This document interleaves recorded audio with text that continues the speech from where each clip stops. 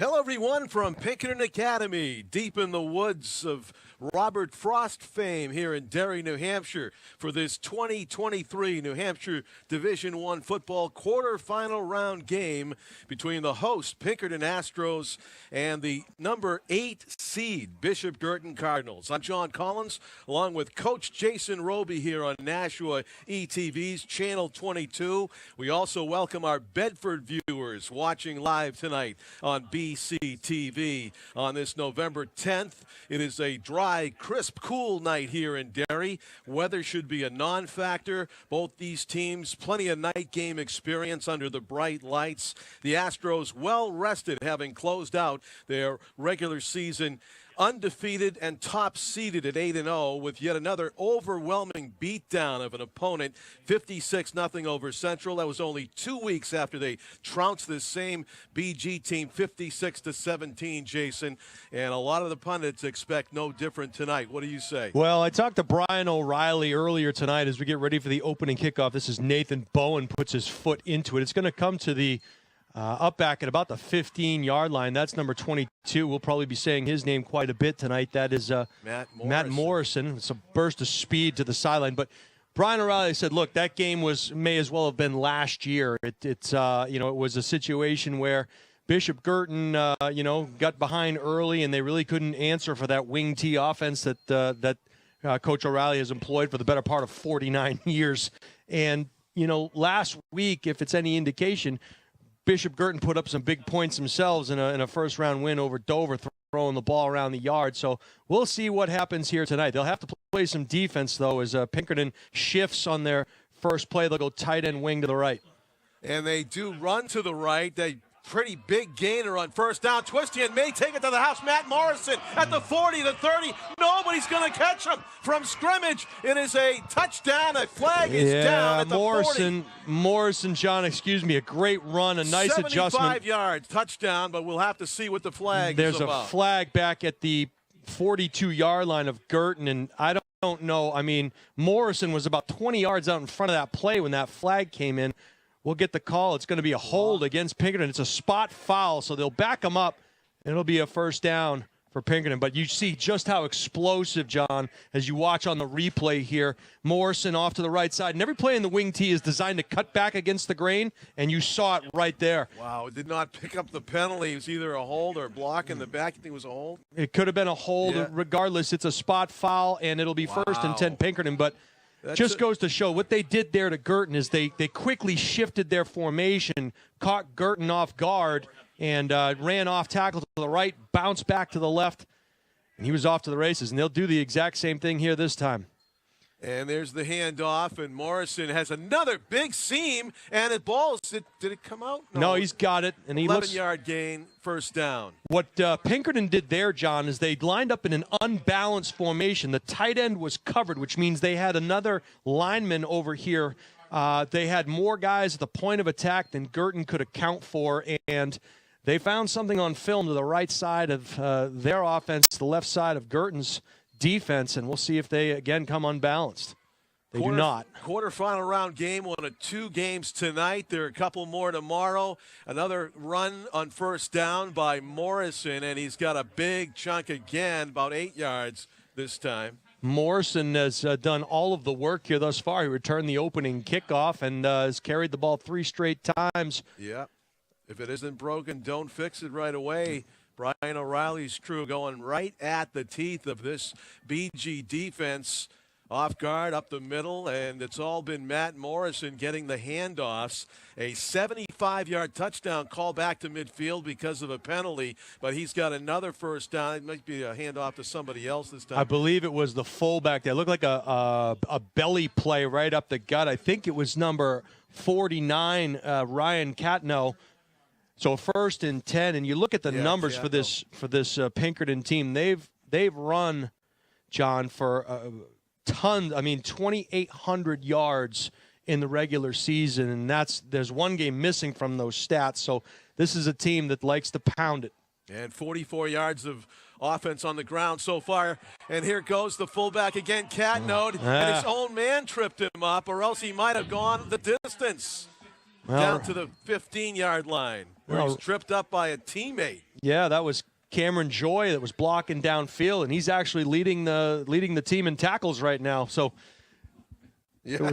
Oh boy, that's a problem. Well, anytime your secondary is leading the team in tackles, you get big problems. And I didn't see the coin toss, Jason. I don't know. If I'm not sure. I know Pinkerton elected to receive for the first time. Okay. The home official or the head official was on the opposite sideline. Catnode was hit in the backfield, and he may be stacked up for no gain. See, John, right there. I said that because I'm trying to fire the team up. I'm trying to fire them up. Right. That time, tackle for a loss in the backfield there.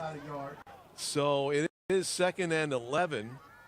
Pinkerton has yet to throw the ball, yet to have to throw the ball, as the running game has been clicking in their opening possession of this quarterfinal football game. Pinkerton runs what we call series football. Each time the same look, but a different play off of that look. And what Coach O'Reilly's trying to do here is they'll run a speed sweep to Michaud on the left side. And Michaud gets the corner and gets in. Touchdown, wow. Pinkerton. Ball on the 15, a 15-yard touchdown run. 6-0, the Astros lead. We'll see if we get a replay on that back at the studio, but you'll watch the blocking at the point of attack here. They reach left, and it's a great job of blocking down the field, and Michaud breaks a tackle at about the 2, slips in. 6-0. Oh, wow, they do make it look easy. And going for the extra point here. In their 8 games in the regular season, including their traditional rivalry game against Brockton, there were only 2 games that were close at the end of it. It was Salem and Londonderry were within 1 score at the final whistle. Otherwise, been blowout after blowout, and BG fearing this could be another instance here in this playoff game. It is a good extra point. It is 7-0, and we are just a couple of minutes in to this first quarter. Wow. This is the first time I've seen Pinkerton this year. I'm very accustomed to seeing what kind of a team that they put out year after year, but the 2023 version, with 2 weeks to prepare for this one, saw something on film, decided to go with some movement, decided to try to go unbalanced and catch the Girton defense off guard at the point of attack. They did just that. They ran a number of plays that worked off of one another. You had 3 different Astros carrying the ball there, and it was an impressive thing. They will line up on the far hash, and I'm sure they'll break away from this as Girton has showed the adjustment. But just impressive. And speaking of impressive, we're going to talk a little bit about Mike McDonough. He threw for 356 yards last week in a win, John, against Dover. Yeah. Wild West. It was indeed. It was. We brought NASA in to run the scoreboard. It was 6 touchdowns accounted for, 2 via the rush, 4 via the throws. Szymanski was his leading receiver with 11 receptions for 200 yards. We'll see if they can hook up at all here this evening as the ball is kicked off. It's a rainmaker. And it's fielded at about the 8-yard line, far side, and out of bounds near the 25, maybe 24-yard line. It'll be 1st and 10. This will be BG's opening possession. I did a double take when I saw that score. I was out of town, and I saw that BG had given up 42 points and still won by 2 touchdowns. They were never behind the entire game. No, it was, and we talked about it, up in the booth, is that you have to score every time you touch the ball, otherwise you could be in trouble. And 2 of those touchdowns were, one was a kick return, 91-yard variety, and one was a pick 6 for BG. So it had a little bit of everything.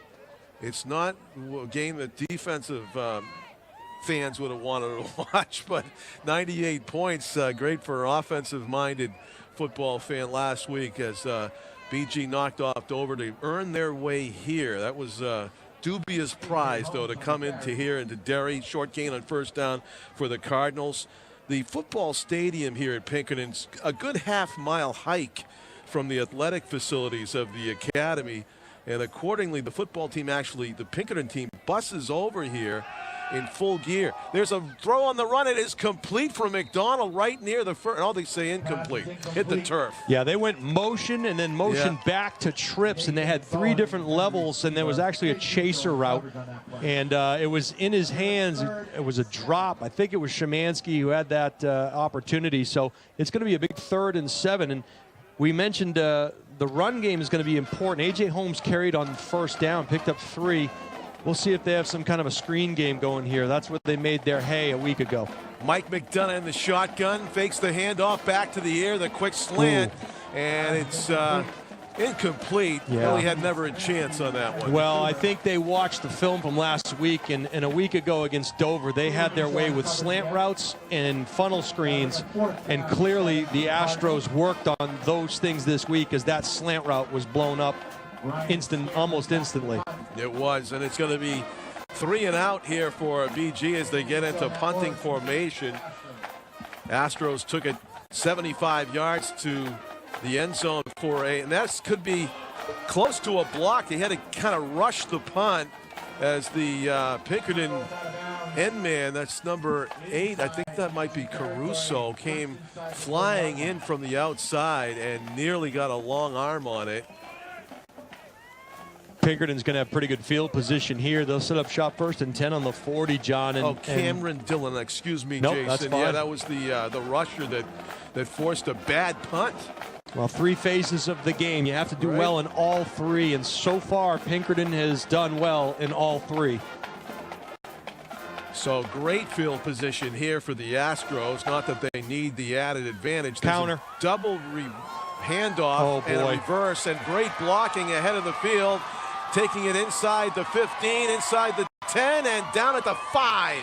You could see that play developing in the backfield. It was a wing-back counter from the left side, and at the point of attack, Girton had 1 defender and did his best. It was actually, if you want to critique, you'll watch here, the cut was actually back to the inside down the field, and I believe it's 22 again. That was Morrison. Yeah. Watch, his cut is to the left, and he tried to beat him to the pylon. So I guess if you have to critique something, that's what we'll do. Be 1st and goal from the 5. And that was Hersom, the quarterback, that was doing all that blocking out in front of Morrison, just textbook following the blocks of Hersom. Handoff, the fullback dragged down at about the 1. Wow, that was a great tackle. Looked like he was going to walk in there. Yeah, good touchdown saving tackle. It was Holmes, I believe, A.J. Holmes on the tackle. It was either Nichols or Holmes, but good job by the linebacking core there. It'll be 2nd and goal from the 1. I'm sure Catno was shocked that he didn't waltz in there. He just got pulled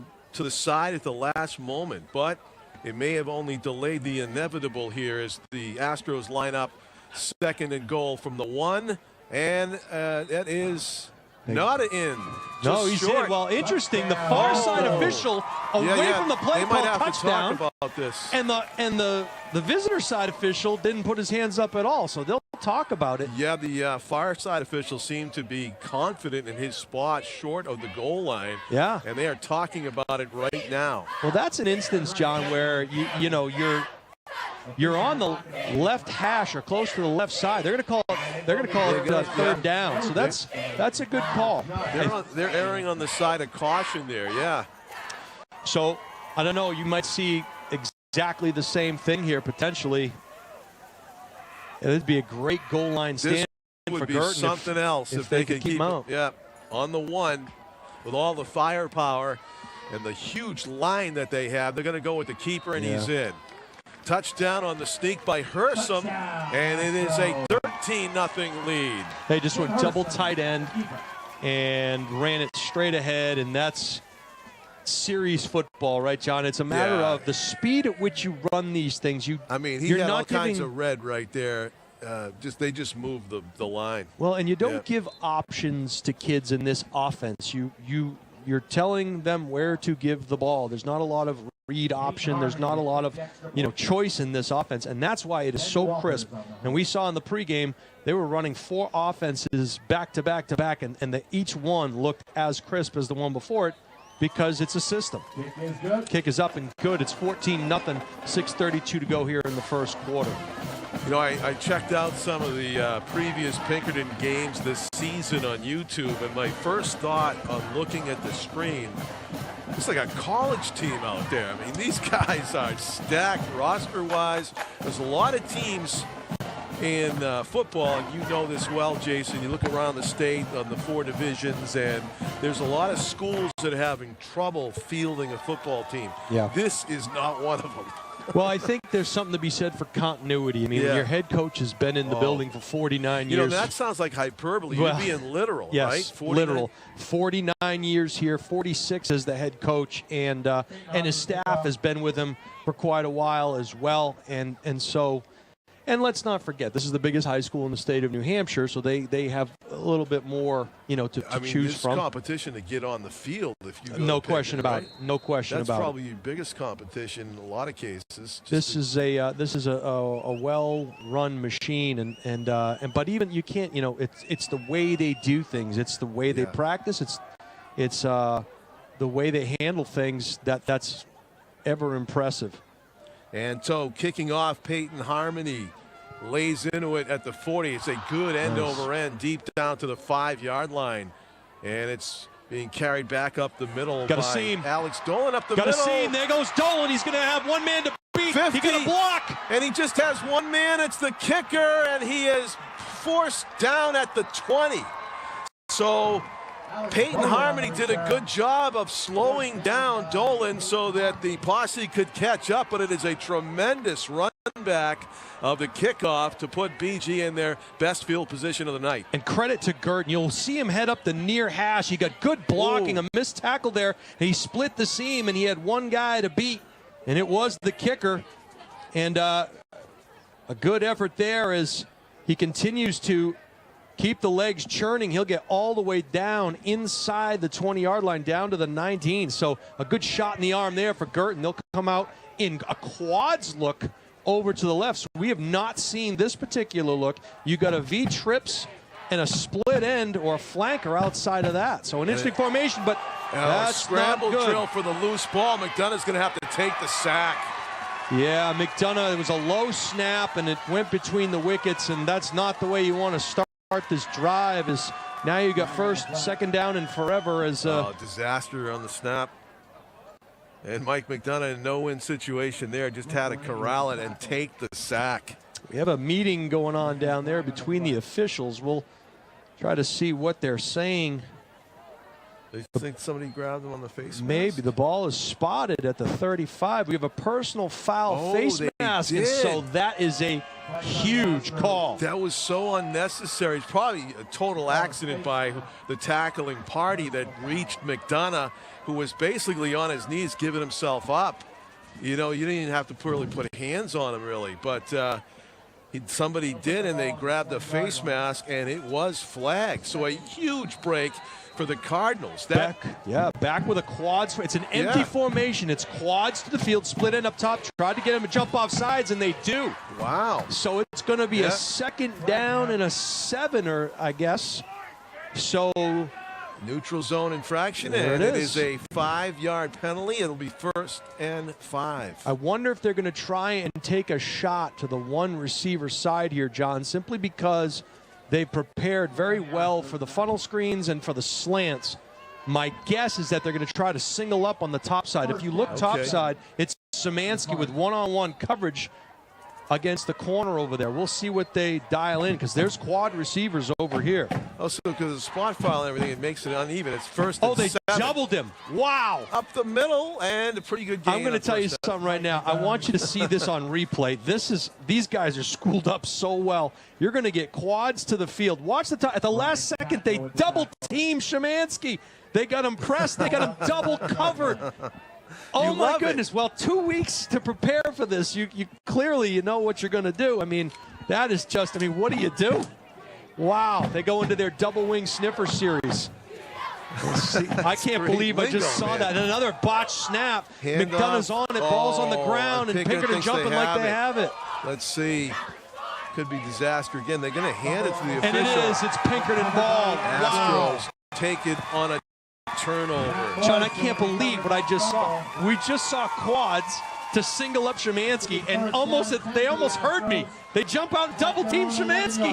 Oh, wow. Oh, and you know what the thought there is? There's no running back in the backfield.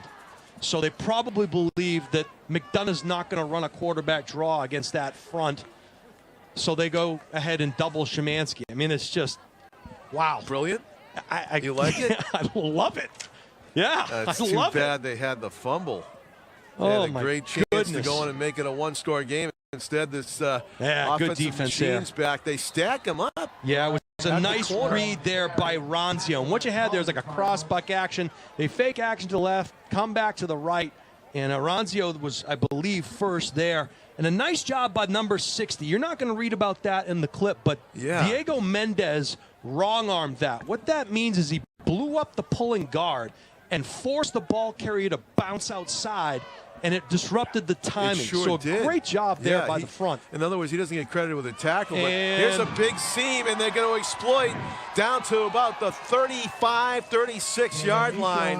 The Astros with a big gainer by Caden Michaud, and they turn it around after a stuff play on first down, big gainer on second. Well, Michaud is averaging just about 100 yards a game here, and you know, they don't touch him till the second level. Great job of blocking at the point of attack by Pinkerton.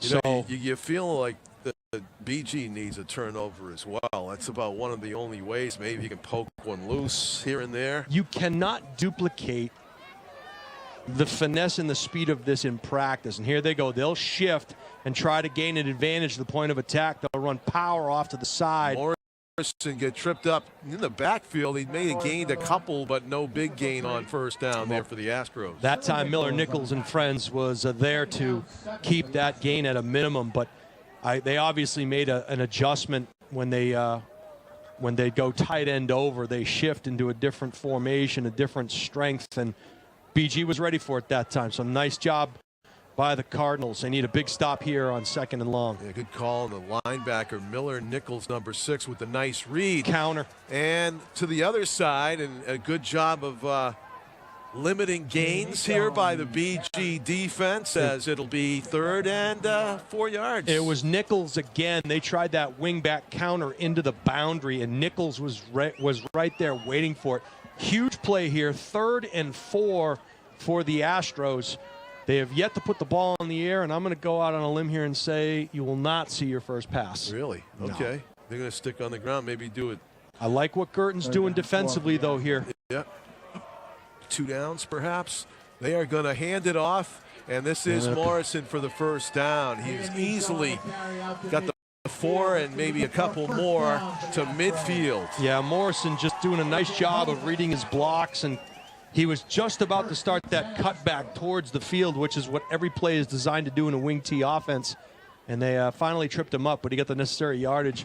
Ball is just over the midfield stripe into Girton territory. Jason, what takes more, what taxes the defense more? A short passing game or running? I think the running, because there's physicality on each and every play.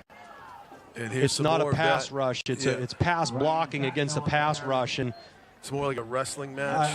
I mean, I hate to say the word demoralizing, but when you're taking it, you know, and they're just pushing you back and back and back, at some point it's tough. I mean, obviously when you're getting beat by the pass, that's tough as well. But from a physical standpoint, I think the run is going to do a lot more damage than the pass. 2nd down and long for the Astros. Double dive. And here is Morrison. He's trying to cut it outside. He cuts it back inside. It's a great cut, and he gets the first down. Yeah, it's a double dive look. They fake the belly to the fullback, and then they bounce out with Morrison on the outside, and he just has nobody there till the second level. He'll pick up the necessary yardage for the first down. So it's been a heavy dosage of Morrison thus far, but they've used their 3 backs very well so far here tonight. Up in Portsmouth, they have reached the end of the first quarter. There is no score between North and Portsmouth Oyster River in their quarterfinal game. I'm going to pick North in an upset here, John. You going to go? I'm going to go North. Catno off left tackle, and he has a big chunk. Yeah, the fullback is just, and again, that's one of those plays where, you know, would you rather get beat by a 5-yard pass or have the 225-pound fullback running at you all day, right? Take my chances on the pass. I'd rather be at the hot dog stand. Ketchup, mustard, maybe a little relish. Yes. Probably doing pretty good business on the hot dogs tonight. As it's 2nd down counter and 4, again. and Morrison galloping through the seam, and he's down at the 25. Another Astros first down as they try to add to their 14-0 lead. And you can just see they're probably going to take this thing down to the end of the first quarter if time allows. But it's series football. They run their belly, they run their dive, they run their ISO, they run their power, they run their wingback counter, and then they do it again, and then they do it again, and then they do it from different formations. But it's all kind of the same thing, and they run it with such speed. Probably the last quarterback keeper on the left side. Harrison's got a chance to take it in. He'll take it out of bounds with a first down and take it to. Well, actually, it stops the clock with 15 seconds to go in the first quarter. And just as I say that, they see up in the booth, look, they're playing the belly play. They're ready for counter. Let's have Hersom keep it around the left side. There was nobody there. So, again, just another play in the series off of that look. The Astros threatening to go up by 3 scores in the first quarter as they are knocking on the door here, up 14-zip. First and goal from the 5. Fumble on the play there, John. On the ground, but it is picked up by the Astros. Recovering his own fumble was Morrison? I believe it was Morrison on the recovery, and there's a situation where opportunity missed. Opportunity missed, yeah, no question. And that's going to do it for the first quarter here from Pinkerton. Your score is 14-0, John. I've been impressed with everything I've seen thus far. It's been it's been a big play, but it's also been chunks of yardage against Girton. They didn't have the chance to make the most out of that kick return in the early going. There was a beautiful return by Dolan, and a couple of miscues there, and good defense, and a fumble recovery by Pinkerton. Gave the ball right back, and all they've done is marched about 80 yards to try and go up by 3 scores. A well-rested Pinkerton team seems to be clicking on all cylinders, and BG's going to have to reach down deep to come back in this one. Tomorrow, Veterans Day. Want to quote former New Hampshire U.S. Senator Judd Gregg: "The veterans of our military services have put their lives on the line to protect the freedoms that we enjoy. They have dedicated their lives to their country and deserve to be recognized for their commitment. This nation will remain the land of the free only so long as it is the home of the brave," to quote Judd Gregg, a now 76-year-old former U.S. Senator. Love it. Yeah, we saw the ROTC program out here for Pinkerton today for the playing of the national anthem, the color guard, and at Nashua North, where I teach, there was a ceremony yesterday in school to honor some of the military folks that serve, that are teachers now in our building, and the ROTC program put that on. And it's just, I think it's important for young folks to know, the reasons why we're able to do these things on Friday nights is because of the freedoms that we have, which are provided by, our military. Well said. BG stacking up the play short of the goal line on 2nd and goal, the goal from the 4. That'll bring up 3rd down from the 2. Yeah, BG's best defense, unfortunately, is being played down on the goal line.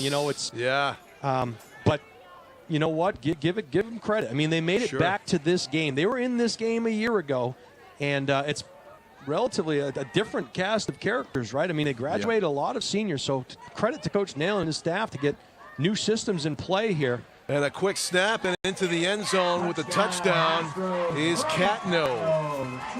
Yeah, there was no answer there as they just blocked down at the point of attack. Catno runs untouched into the middle of that Pinkerton Academy end zone. But yeah, great blocking once again on the left side of the line. Just blew it open. I mean, number 79 is a big boy for Pinkerton. That is Joseph Pekowski, the tackle, who is a senior. He's got to be playing at the next level someplace. I'll take it a step further. Caden Michaud actually not as big, got a right shoulder in there and help. So they all block for each other. They do that. So very well. They will be tough to handle for the rest of this game and the rest of this playoff tournament, no doubt. Meanwhile, up in Nashua North, they're taking on the Portsmouth team, and even though Portsmouth's seated 2nd, we have Jason predicting that the Titans will be able to pull that one out. I have a feeling that that this is a team that plays hard, they play fast.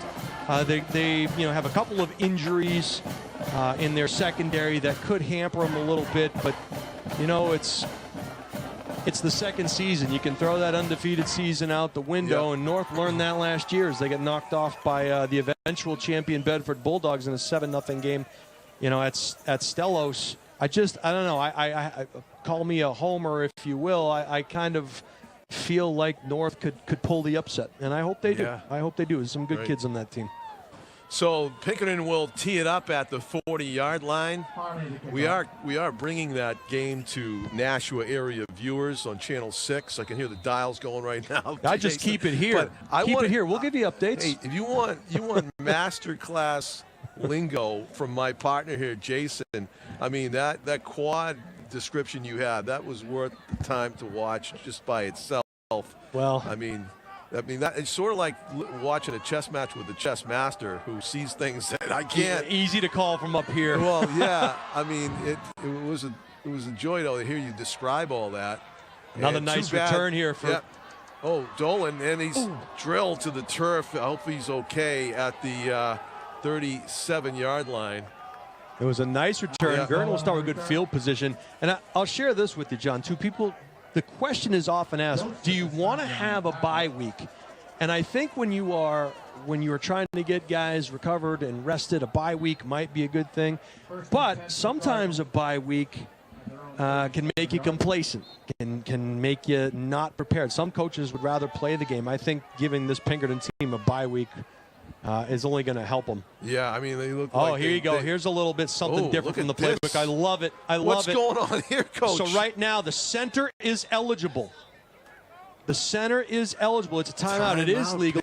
They have 7 men on the line of scrimmage.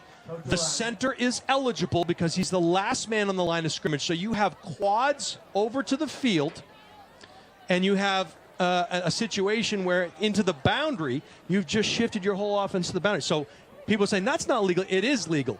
The tight end is now the center. So he is the last man on the line of scrimmage. He can go out for a pass as well as the 3 guys. So if you're Pinkerton, all you do is you recount.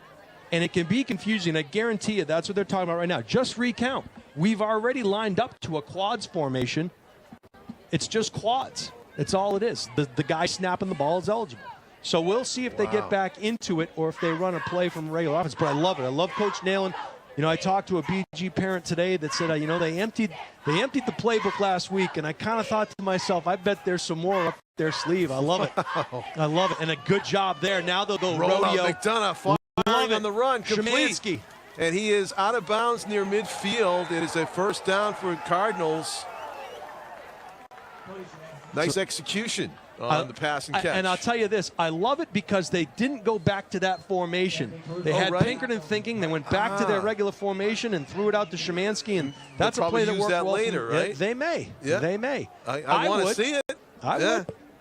What was that? They made him use a timeout. Not that they needed a timeout, but right.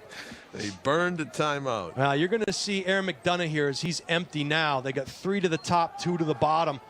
Here They have comes a the rush, free runner, but and good a nice protection. puts it on Szymanski. And he shakes the tackler and gets inside the 30. I said Szymanski. I think it was Helmke, number 7. It It was Helmke. Yeah, Helmke. Looks like a 2, but it's a 7. Yeah, he did a nice job of posting up, giving a big the key target. to beating the key to beating Pinkerton. This is a Bill Hardy quote. If you want to beat Pinkerton, you got to throw early and you got to throw often. And those are the Nashua teams in the 90s, 96, 97. That we just came out and we threw the ball around the yard because they would line up in a cover 2, and a lot of times their concepts didn't match up with the routes we were running. Pass protection's pretty good Screen. for McDonough. Last play, and again here, screen doesn't go anywhere, though, maybe a yard. So here's what I would say. We already saw him blow up the slant route. We just saw him blow up a now route or a funnel screen. So clearly Pinkerton is well-versed in stopping those plays, but they haven't handled the mesh or the intermediate routes. So we'll see if Girton goes back to those things. Split end Ronan Balistreri was the recipient of that 2-yard pass reception. And now it's 2nd down and 8 for the Cardinals. Speed Handoff. sweep.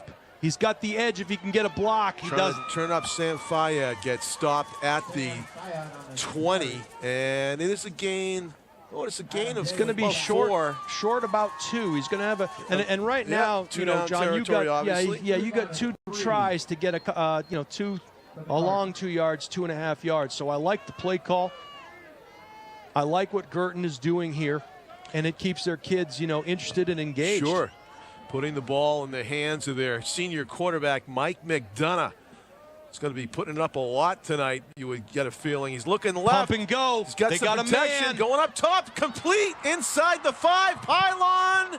Touchdown. Touchdown. BG. Mike McDonough pump fake. He took that upfield shoulder and pumped it. Got the defender to jump, and you'll see it on the replay. A little out and up there. Or it was Ronan Ballestieri with a tremendous catch and reach for the touchdown. You'll watch here on the trips. It's a pump and go, and they make it look like it's going to be a funnel screen. Ballestieri fakes blocking and then heads to the pylon, heads up play, and Girton is in for 6. Well done. Well, that'll make the red zone montage with NFL Network, I think. And it's in. Yeah, the so kick it just barely gets over the bar, but we have a 2-score game. And the formula, the magic formula for BG, put the ball in the air. Early and often. And go deep. Right? Because we know the slant game is going to be covered. We know the screen game is going to be covered because that's what they ran so effectively last week against Dover. The deep ball, however, the ability to get some one-on-one matchups. Hey, look, your receivers out there are 6'4", 6'5". I would rather have a 6'4", 6'5" guy going up against a 5'10" guy any day of the week. I don't care how slow or how fast they are because you got to run my speed to cover me. And now it's a jump ball. I like my guys' chances. As you just saw, Ballestieri came down with a well-thrown pass. A high pointer from Mike McDonough. Hey, if you turn the channel, John, you better get back here. That. You missed that. You better get back here. I'm sure people are double watching both of our games here in channels 22 and 6 here on Nashua ETV. We also welcome our Bedford BC TV viewers to this one. It is fielded at about the 17. And Michaud's got a seam. Michaud's got a big seam to the left. He is tough to bring down. He's loose. Michaud's going to go the distance. It's going to be a run back of a kickoff for a touchdown. Yeah, it was about 22. 83 yards. It was Morrison. Matt Morrison goes the distance. I only know that because the only guy that had a chance to get him was number 20. Almost tripped him up there. Wow. Was Michaud. So he Morrison just got faster and faster as he went along. And you'll see it here. Starts up the near hash, and he's going to get blocking. This is a design return to the field, and you can tell by how well they're blocking there. Missed tackle. He went for the wrong guy. One of the BG players was trying to tackle a guy without the ball. And you see, he almost tripped him up by his own player there. Yeah. But goes the distance. So that's a nice answer for the Astros. And they're going to go for the extra point, a kick here. The 1 point, yep. Wow, they got that back quick. Wow. Touchdown passing for BG and the kickoff on the next play for the Astros. The extra point is good, and it's a 28-7 lead. That's a 9 minutes left in the half. That's a great example, John, of taking your special teams as important as offense and defense. You can see how that turns the momentum within 10 seconds. Absolutely. And there's great block in there at the point of attack. And the interesting thing was it had to take a while to develop because the ball was kicked to the far hash and the return was set up to our sideline. So that had to develop. And if the timing on those kinds of things is so very important. You go from a touchdown to a block in the back like that. And so a great job by the special teams coach for Pinkerton. That was just well designed. So BG had a moment of, hey, maybe we can get back in this thing with the passing game, but then the special teams game let them down a little bit. 7-0 Portsmouth, 5 minutes left in the first half. Okay, so that's still a one-score game, but the Clippers take the early lead. This is the first half lead, I should say. This is a Pinkerton team that averages about 42 points a game, and they only give up 13. So obviously it's a well-oiled machine as Girton prepares to return this kickoff, and we'll see if they can dial in. They've had a couple of good returns here. Unfortunately, they've had a lot of opportunities too. This is from the 2, and Dolan to his left trying to break through the line, gets out to the 25. That's a good return. That's a 23-yard return. He read his blocks nicely, and a good job by Girton. They'll start with decent field position here. Alex Dolan, just a sophomore. We look forward to more great kickoff and punt returns from him for the Bishop Girton Cardinals. Unfortunately, he's had a lot of opportunities here tonight. Get a lot of practice on the run backs. So Girton will come out. I'd be interested to see if they go back to that formation. You can't take it home with you. I'd love to see him run it again. Here you go. We got a it looks like an unbalanced. It's a ace look with trips to the field. Empty backfield, straight drop, I like 2 it. steps. And McDonough can't find anybody. He's going to scramble to his left, throw on the run, complete to Balistreri. We got a flag on the play, though. I wonder if we'll have a holding call here. It was a nice job by McDonough to move in the pocket. And we do. That's going to come back. That was a seed. McDonough threw that thing on a rope. He had to bounce it out. Yeah, there's your hold there. Your hold, yep. Tough call. Nice catch. Nice catch. Good recognition there. Balistreri, nice job of getting that foot down. So unfortunately for Girton, it'll back him up. It'll be 2nd and 20. Defensive lineman Luke DeLange was putting the pressure on to McDonough, and he was held according to the umpire on the field, and or the referee, actually, the white cap called Pretty good protection there, John, by the front 5 of Girton. It's been pretty good pass protection tonight. The Nice blitz. cut. Nice cut. And a bounce off and a fumble, and Pinkerton's got it. Oh, disaster strikes again for the Cardinals. It was a nice move by Fayed, one of the running backs. He came in through there, made a nice cut to his right, and the ball was just hit out by the left shoulder pad of Anthony Caruso. Yeah, great hit by Caruso, and just knocked it right out of the hands of Fayed. He got to secure it in that situation and did not. And the Astros getting more help that they really don't need. Yeah, Another possession. Murphy's Law tonight here. Yeah. But I like the things Girton is doing. I mean, this is a situation. Pinkerton has done this to everybody this year. Right. And the fake handoff and a swing pass to Catno. Catno at the 5, knocked out of bounds. First down, Astros, 1st and goal inside the 10. So Coach O'Reilly going into the playbook and dialing up some pass game stuff, and I like it. It is the first pass. It's a nice ball out there on the edge, and anytime you can give your fullback a head of steam running in there, Balistreri kind of lowered the shoulder, and we'll get credit for the tackle, but that's a tough one when you see him coming at you. Yeah, it sure is. They run into each other. Catno with the handoff, bounces off a few tacklers, spin move, driven to the turf, but gets it down to the 1. You know, that was a broken play and just a quick feed of Michaud to keep it going. He bounced it out. Holmes was in there on the tackle. He got help with from some of his other friends. A nice job at the point of attack. Could have got a holding call there on the edge that wasn't called. That was Michaud. He actually ran into Catno, that did Hersom, and was able to make the handoff to Michaud. So again, they're down inside the 1 here, John, with a chance to go up. I guess they put it at the 2. 2nd and goal from the 2. Delay on an isolation. And waltzing in behind this blocking, Matt Morrison, who just scored that run back of 83 yards on a kick return. He gets another touchdown within just a couple of minutes, maybe less than a couple of minutes. Morrison takes that step backwards, allows his fullback to run the isolation up on the linebacker, and just kind of heads in. You'll see it here. Morrison will step back, wait for Pat now to clear the way, and at the point of attack, there's just no one until he gets 2 yards deep into the end zone. Classic use of the fullback and the blocking, and EG overwhelmed. So they're going to go for another extra point here, and they're trying to go up by 35-7. Harmony's kick is good. One thing I noticed here is we haven't seen Connor Lennon. I think he may have gotten hurt maybe last week against Dover. He usually does some of the kicking for Bishop Girton. Haven't seen him on kickoffs or the extra point that they had, so hope he's doing all right. So 7:51, John, to go in the first half. It's 35-7. So 4 minutes left up in Portsmouth. That's still Portsmouth 7 and Nashua North 0.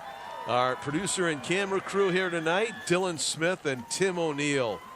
Thank you for putting us on the air and making us look good here at the sideline of Pinkerton Academy in Derry, where it's about a half mile from the main buildings of the academy. They actually bus over the team. They get dressed, full uniform, pads. They've had their helmets on when they came off the bus about an hour before. I guess that's part of the time-tested routine pregame that Brian O'Reilly has developed over the years. And is he the greatest coach of all time in New Hampshire? Well, I mean, he's in the conversation. You have Chuck Lenahan at Plymouth High School. Plymouth, yeah. Certainly Rod Woughton, who came over from Maine and was at St. Thomas for many years, and then Dover.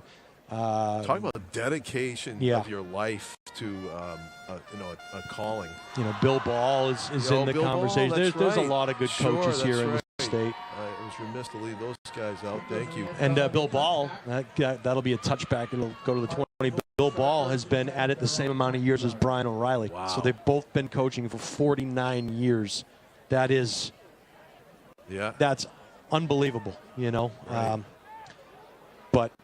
And you know, there's a direct correlation between the success of your program and the longevity and the amount of time you can keep a staff together. You know, it's a lot of teams will catch lightning in a ball in 1 or 2 years, but if you can keep doing it year after year after year, you have to look at your coaching staff. And it's so important to have a coaching staff that has good continuity. Mike McDonough back in the shotgun. His team trailing 35-7 with just over 7 minutes. Batted up in the air, incomplete. Yeah, and that's what you tell your little extracurricular there. No flag. No, huh? Interesting. No. Thought that could have been a little bit of an unsportsmanlike. Way after the whistle. If you can't get in there, what they tell you is get your hands up. And that's exactly what happened. Is I think it was number 64 playing a little bit after the whistle there. Yeah. I'm sure he'll get a talking to. One of the captains, actually, for the Astros. So 2nd and 10 for the Cardinals. McDonough. Screen, middle. Nice job. Good gain. First down for Bishop Girton. Sam Fayad.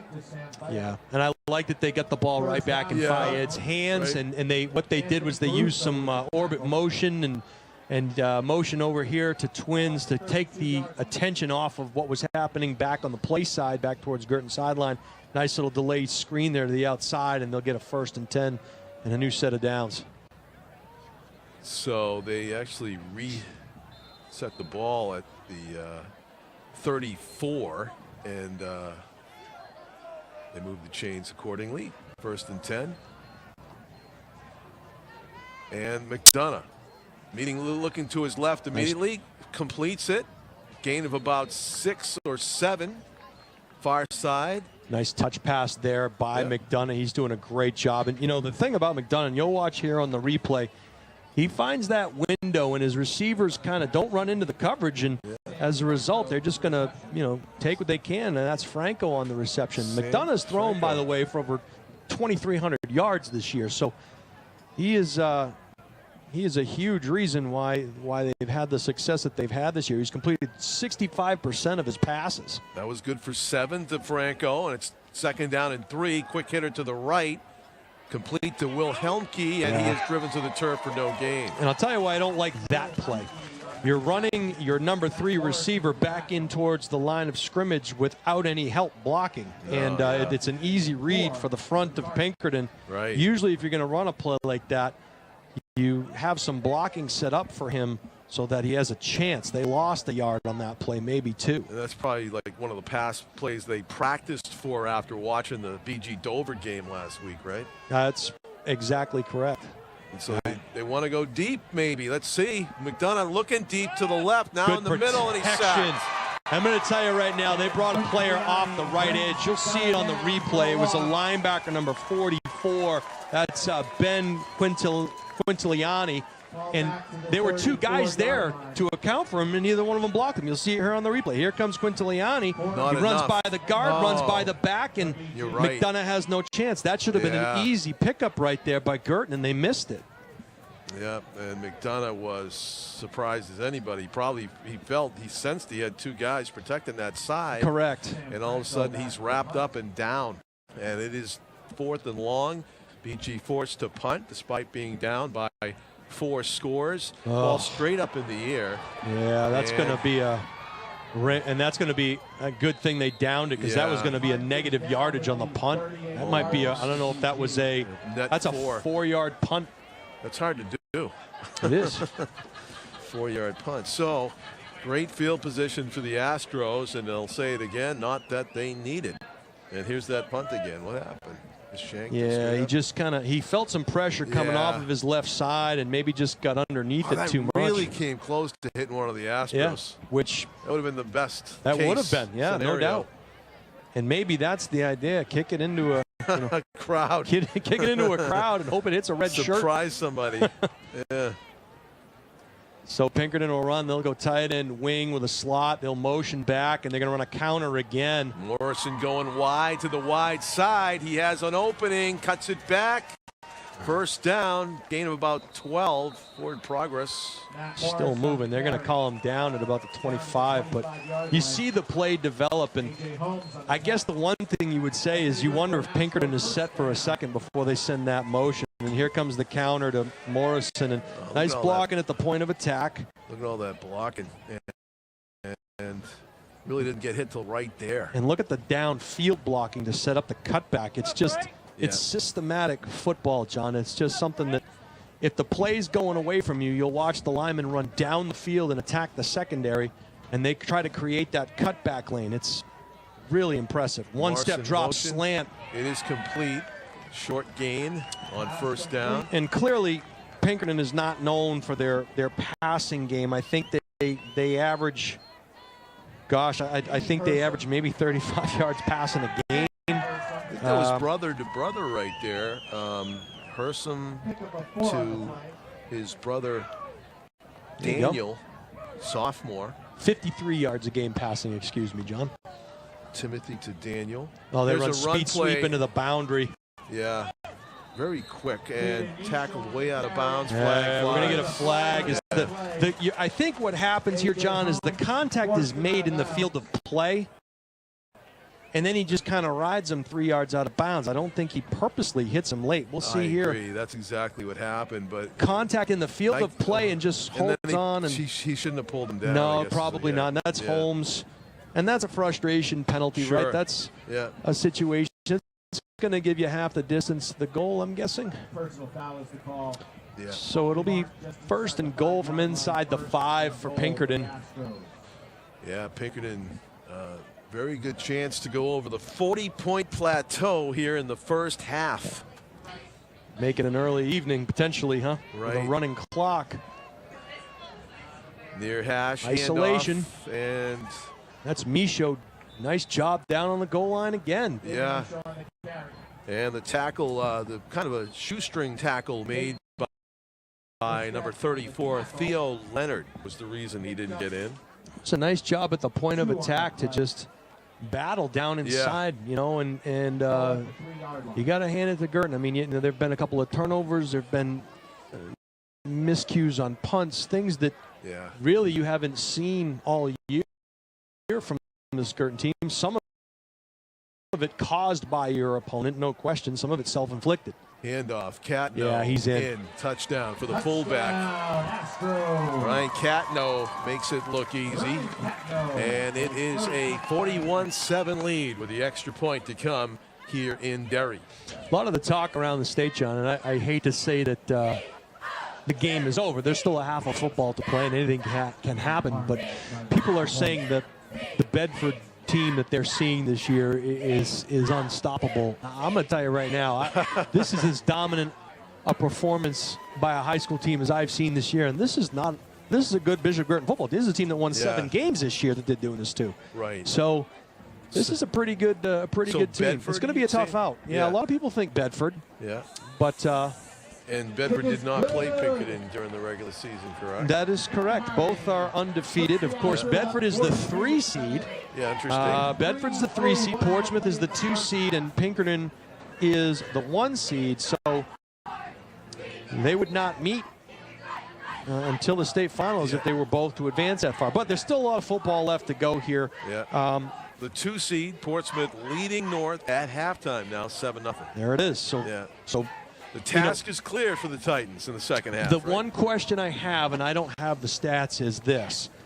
Are the Titans able to move the football? We know they're going to play great defense. We know that they're going to fly to the football. They're going to get 11 hats to the ball. They're going to do everything in their power defensively to play good team defense. It's the offense. So if they have yet to move the ball, the question is, can they move the ball? And if they are moving the ball, they just got to spring one, and then anything can happen. So you have to like your chances down only 7 at halftime. Yep. But, we mentioned here that as Pinkerton tees up the ball on the left hash, the next game for this Pinkerton team, should they win tonight, is the winner of Londonderry-Exeter. We know that Londonderry played them tough, and we know Bill Ball in Exeter is good in terms of old school responsibility defense. And they run an offense that has similar blocking schemes that Pinkerton employs. So they will face in practice a similar speed and similar blocking scheme. So it's a good matchup for both Exeter and Londonderry. So Pinkerton Harmony boots it down to the 4, and Dalton has it.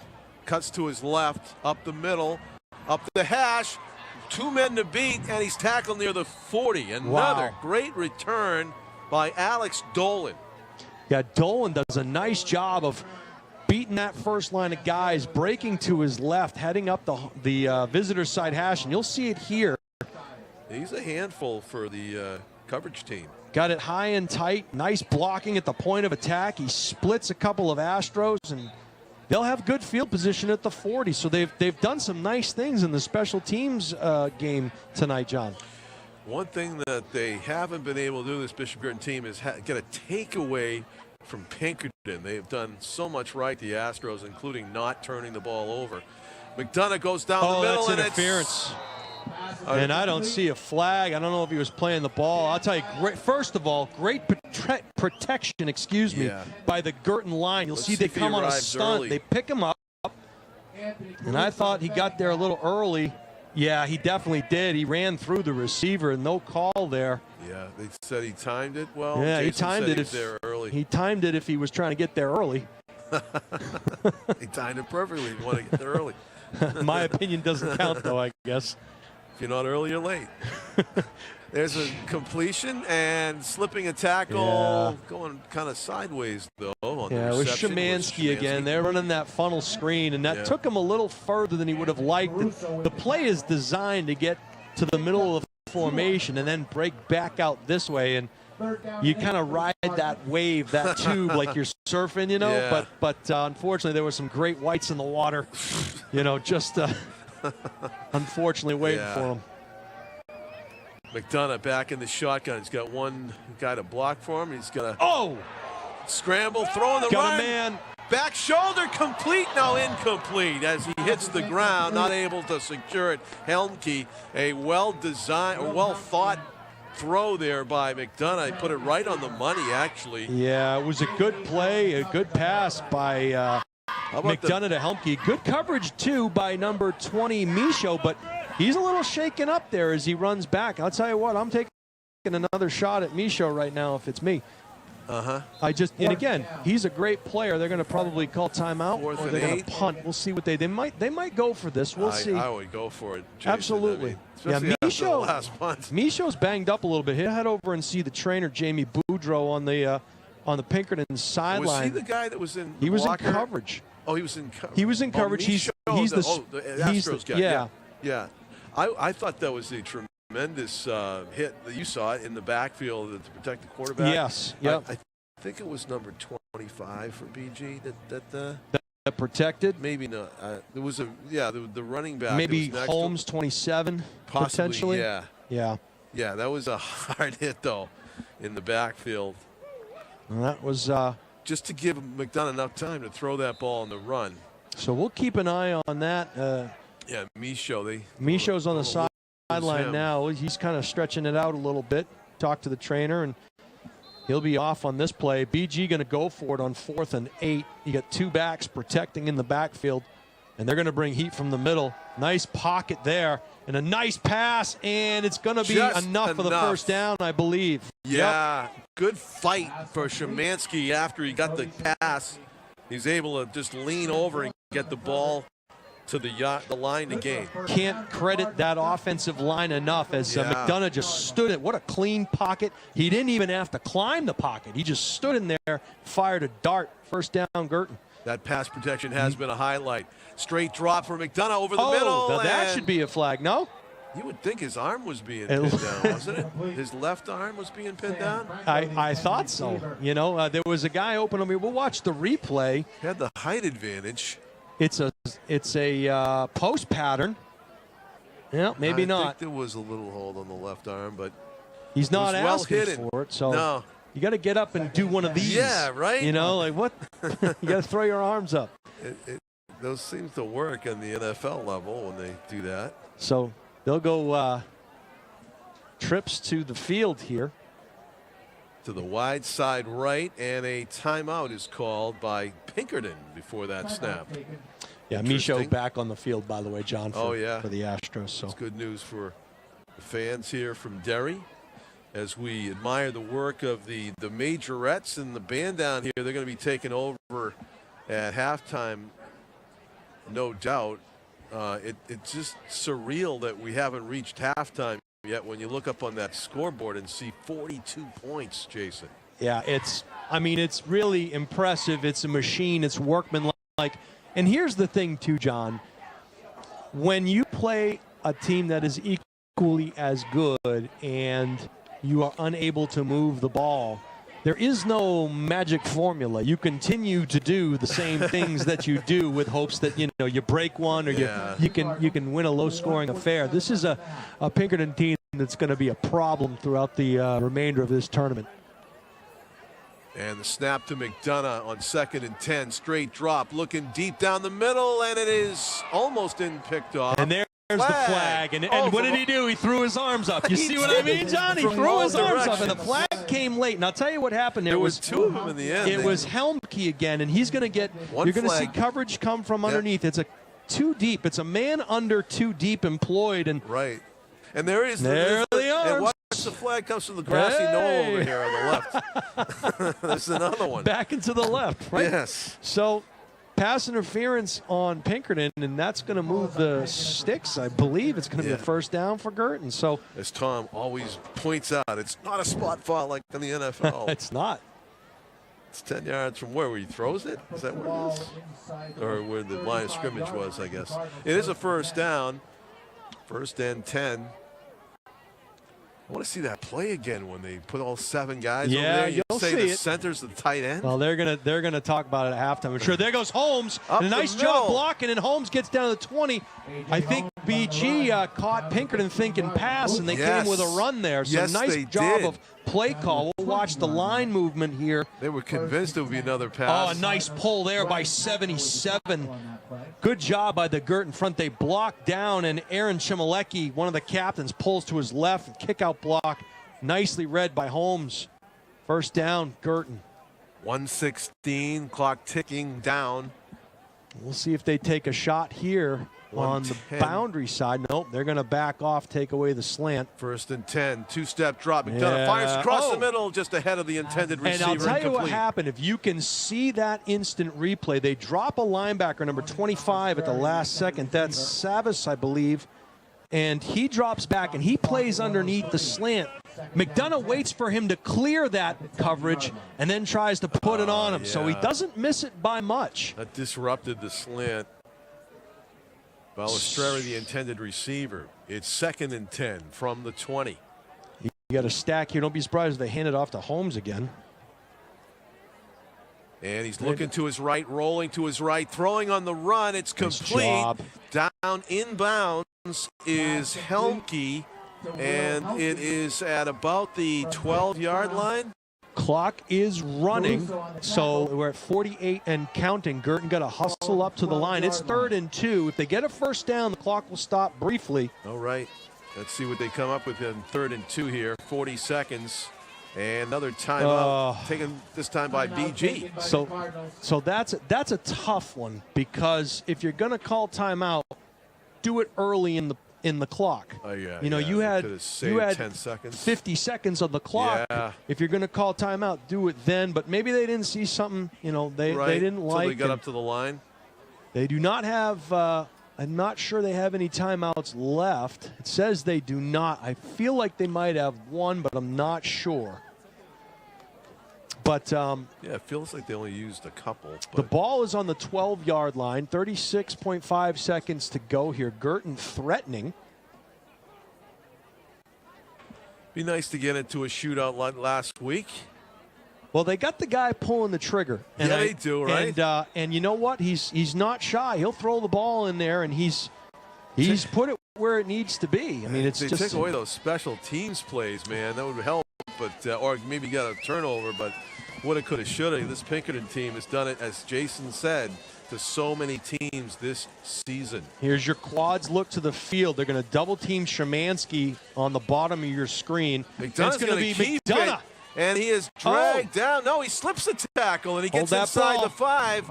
First down. Okay, you got to get on the ball now. The clock is stopped while they move the sticks. It's going to be a 1st and goal, but you got to get on the ball unless they call timeout. Timeout. Had one more. You were right. I was right. So, 29 seconds and talking strategy. Goal to go from the 4. Looking good at this point. Well, you throw it in the end zone and nothing bad. I mean, the clock's going to stop one way or the other at this point. So you got 1st and goal from inside the 5. And realistically, you could probably get 4 shots at this thing if you do it correctly. And just don't get tackled short of the goal line. Don't throw it short of the goal line. Right. I like the play call with McDonough running an empty quarterback draw. He kept the legs churning, got in there, and, you know, we talk about kids that compete. He threw for 4 touchdowns and ran for 2 more last week. And he was just an impressive game. And Aubin, the kid from Dover, every bit as impressive. I mean, you saw 2 of the premier quarterbacks in the state last week. Aubin from Dover, a heck of a baseball player too. But this McDonough kid is pretty special. He's had a heck of a year. So they line it up on the right hash. 1st and goal from the 4 with 29 seconds left. Mike McDonough calling signals. Looking to his left, immediately fires. It is a high point pass, and it is complete for a touchdown. In the back corner, Szymanski, touchdown. I'll tell you what, right now, that's a 1-step drop, which translates to a 3-step from under center. He's just throwing to the pylon. He doesn't care where Szymanski is. He's just chucking it there. Szymanski's going to run there, and he gets both feet down. Wow. Beautiful. Very reception. Impressive.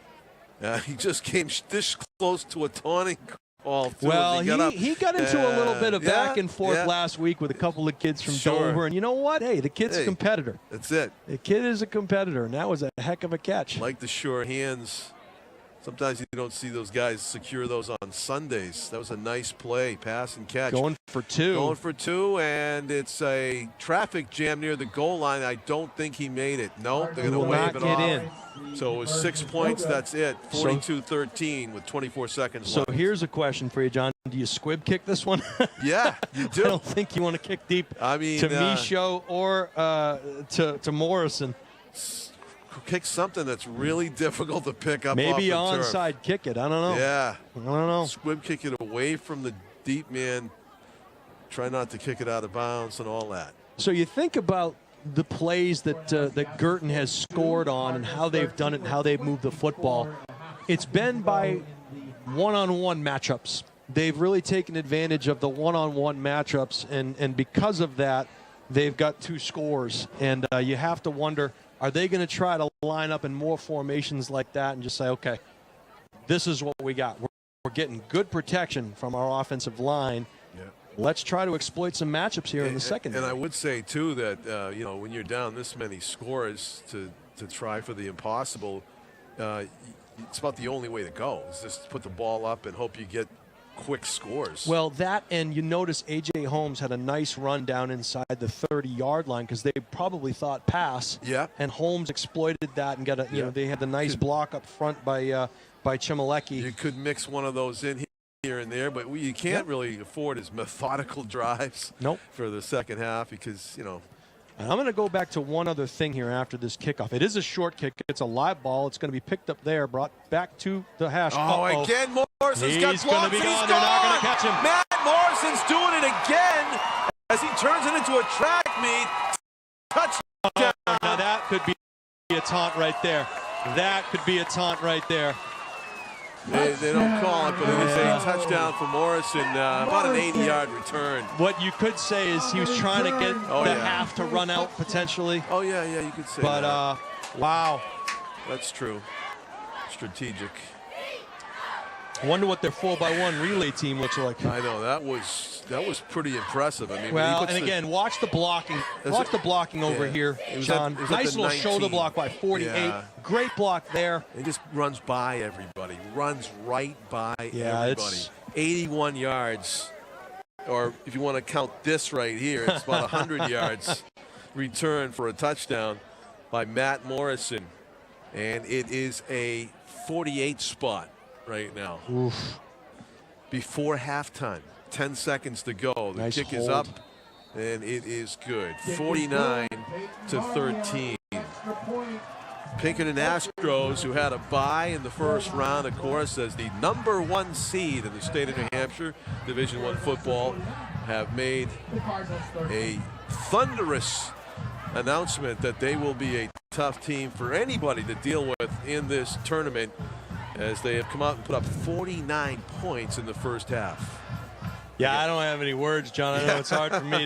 Usually I could talk a dog off a meat truck, but this is just, you know. And again, what did we say before? Like, do you dare kick it deep? I mean, I think that's the wrong call. You know, but just try to kick it to the corner, I guess. I mean, that was a bouncer. It looked like they had converged. Yeah. On the ball, and then he came out of there like he was shot out of a cannon again. It's same hash mark too. It is a backbreaker, and I think it's just a matter of, you know, and here's the demoralizing thing, right? Is you just scored this great touchdown, this great twice, play, right? And then you give it right back, and right after a great pass play touchdown. Kickoff return for a TD. They did it twice in the same half. So Peyton Harmony has hit all of his extra points here tonight. He's done all of the kicking. He's going to have to ice his right leg after. Right. Or his left leg, I believe. Is he a lefty? I think he might be. Fantasy points. Yeah, no doubt. Yeah, he's a righty. Okay. Yeah. He's got an interesting Knowing Pinkerton, approach. He could probably do it with both legs. Very calm approach to the ball. He walks up there and then he just boots it all the way. There you go.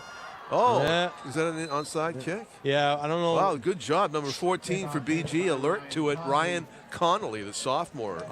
We always used to put our hand guys on that front line no matter what, simply because if they had to retreat and block, we need guys that can run that far. Sure. And if it was a squib kick type thing, they had hands, and not that your linemen don't have hands, but you want the guys that normally handle the football to be out there, with an opportunity to grab the ball. So you have 10 seconds left here. BG from 45. Yeah, you definitely take a shot. You gave up some field position, but I'm sure you're going to see, we used to call this Big Ben. We used to put as many guys deep as we could. We played man underneath, and we would send 3 guys deep, and that's exactly what Pinkerton is employing here. So it's Will Duncan, I think, on the snap, and it's McDonough, excuse me. Quick hitter, complete. Yeah, nice pitch and catch to Balistreri. Took about 5 seconds off the clock, 4.6 remain, and it is a first down. Great nickname by our friend Mr. McDonough, Rich McDonough. He calls him Ronan the Barbarian Balistreri. Nice. He has some good ones. So it's a makeable, I think with Mike McDonough's arm, he could probably reach the end zone. Yeah, I mean, you're talking, and anything's possible. You tip it up there around the 5-yard line. Who knows? So they try the Hail Mary here, get it into the end zone if he has enough protection to step up and fire it. They'll bring 5, so it's man-on-man blocking, and he's going to get sacked. And he's not going to get a chance to let it fly. It was a 5-on-5 situation there. Yeah. Wow, he's by himself down here. I don't know, like, you know, I used to play that game when I was a kid. Like, we'd run and then throw and see how if you could run underneath it. He just didn't have a chance because as soon as that ball was snapped, there were two free runners. They were accounted for, but the linemen are coming out of their stance, and the two guys coming off the edge have a full head of steam. It's hard for that tackle to kind of kick slide and pick someone that has a full head of steam. So 49-13.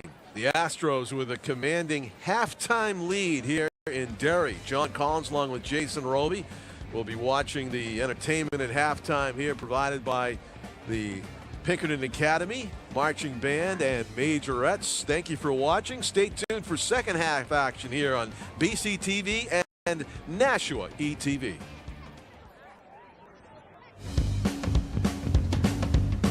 Now taking the field, the Pinkerton Academy Marching Band. This year's show is titled The Music of Elton John. The performance opens with The Funeral for a Friend and Love Lies Bleeding. Next is your song, Finally, Saturday Night's All Right. The band directors are Jamie Baccia, Mike Adams, Ian Nelson, and Andrea Johnston. The drumline instructors are Jeff Soskowich and Travis Fitzgerald. The band is led on the field by senior drum majors Jamie DeSalvo and Sam Fontaine, and junior drum major Tori Paradise. The drumline captain is Gabby McSweeney. Please welcome the Pinkerton Academy Marching Band.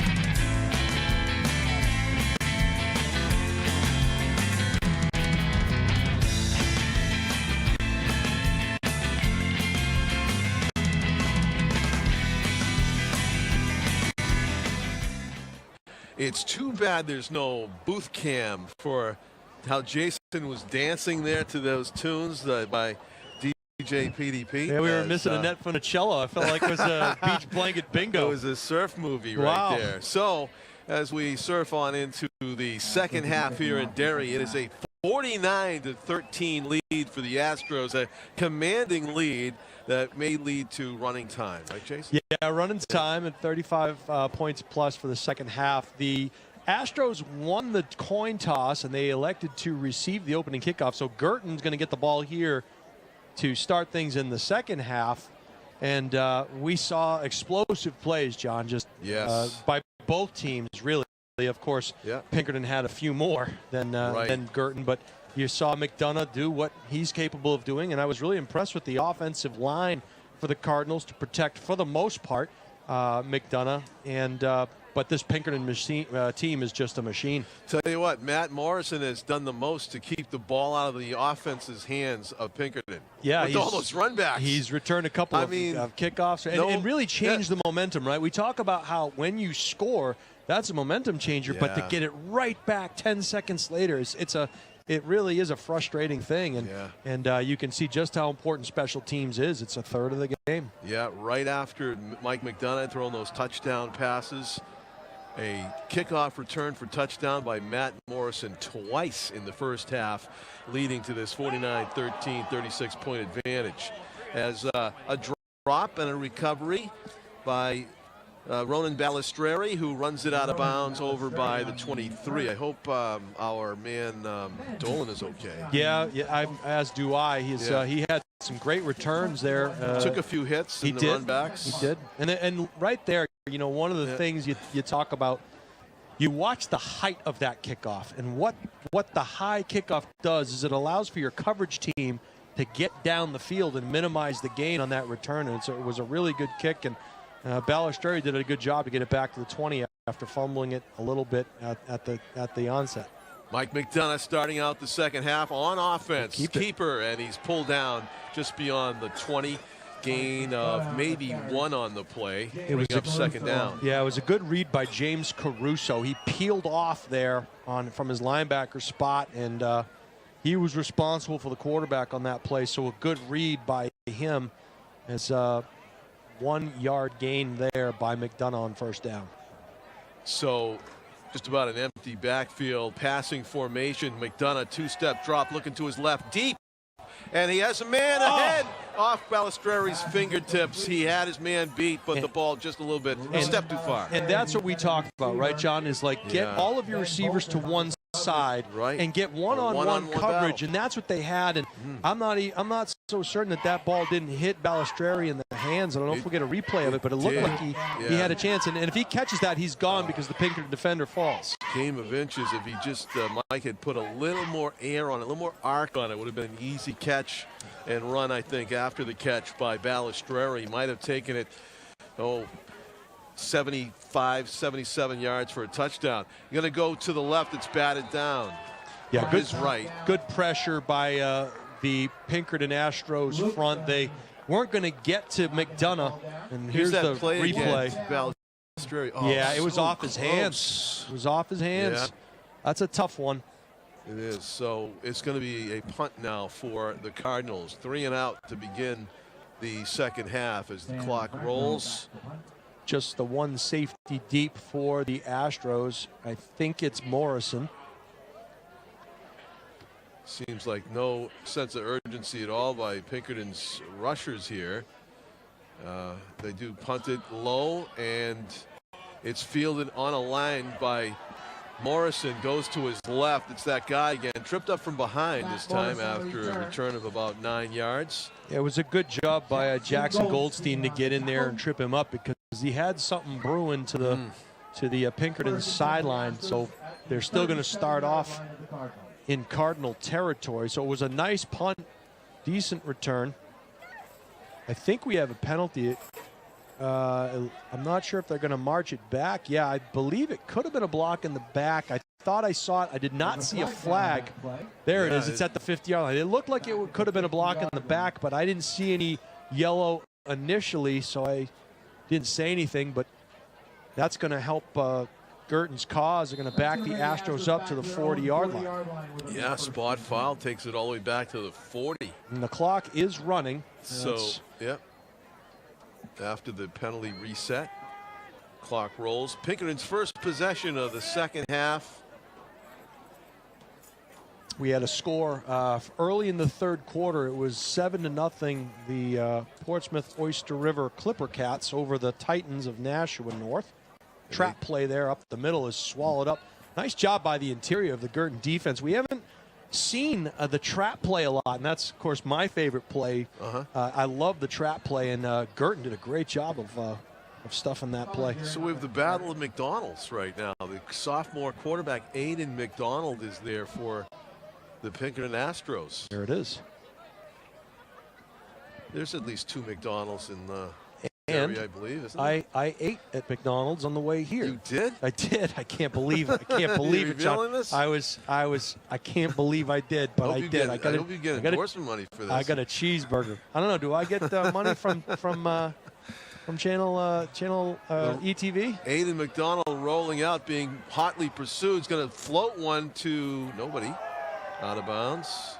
So he did the job, though. He got it past the line of scrimmage, the sticks, and he was out of the pocket, so no grounding.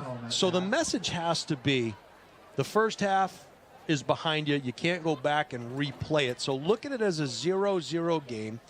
Come out, do what you do, generate some offense, play tough defense, and maybe try to win the half. And at this point, it's, okay, can we win this series of downs? You have a 3rd and 9 for Pinkerton. Pinkerton has not had very many third down and longs tonight, so this is a huge play for this Girton defense. We'll see if they can step it up here. Pinkerton's quarterback, Aiden McDonald, under center, is going to hand it off, and breaking it to the outside, number 31 is Joseph Osanya. Osanya, the huge gain inside the 40 to about the 35-yard line of the Cardinals. He dropped his right shoulder and into Szymanski and put an exclamation point on that run, and that was just an isolation play. It was a delayed ISO. The fullback led up through there, and yeah, gain of 24 yards. I have. The ball was at the 41. I catch myself sometimes, John, and thinking I probably shouldn't say anything heading into this third down. I blame myself. There you go. Yeah. 1st and 10 for the Astros. So some of the second unit people shining here for the Pinkerton as they get some touches. There's a handoff up the right side of the line. Big chunk on first down. That was Colin Gearing, a sophomore, going off the right side, picking up 6 or 7 yards on first down. So anytime you can get 7 yards on first down, that's a good thing. And then we have a score on the screen. Portsmouth now stretching out their lead 20-0 in the third. That's big. We have word that both teams are playing their number 2 quarterbacks. Not sure as to why, but that is the word. So backups in the other game and in here too. And there's a handoff out to the outside, but for different reasons. That's James Knudsen, another sophomore. They just keep coming through the rotating door. Ryan O'Reilly getting more personnel out there with this 49-13 lead in running time here in the second half as we watch a replay of Knudsen's run. Gets driven out of bounds after moving the chains. 1st and 10. Excuse me, John. This is a Pinkerton team that averages about 7.5 yards a carry throughout the entirety of the season. So, you know, when you're 2nd and 3, that's a great place to be. Right. And those 2nd and 3s turn into 1st and 10s real quick. Aiden McDonald, the handoff. Spin move. Asanya is inside the 15. First down for Pinkerton. Yeah, nice job by Asanya running off the right side. Gets some good blocking at the point of attack, as you'll see here on the replay. And pulling guard, and the fullback kicks out, or the halfback rather kicks out. And he doesn't get touched till the second level. 1st and 10 for the Astros. The do your job adage comes to mind when I watch these Pinkerton guys block. I mean, it seems like everybody's doing their job, and then well, that's a system, right? It's just yards of carry. You have, as a lineman, you have blocking rules, and a lot of times it's man on, linebacker on or offside, and you say that every single play. If it's this particular play, there's a man on me, yes, I block him. There's a man on me, no, there's not a man on me, linebacker. So right. they each have a cadence of rules that they go by. And it's opening up some holes for the second unit here. Inside the 5 goes, number 88. It was 88 on that one. Again, it was Gehring. Gehring, good-looking young man, runner there.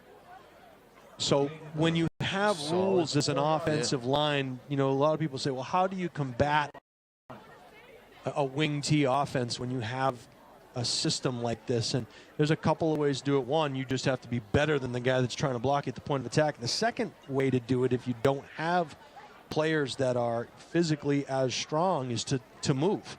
You don't want to give them a good picture as to who they should block. You want to move prior to the snap.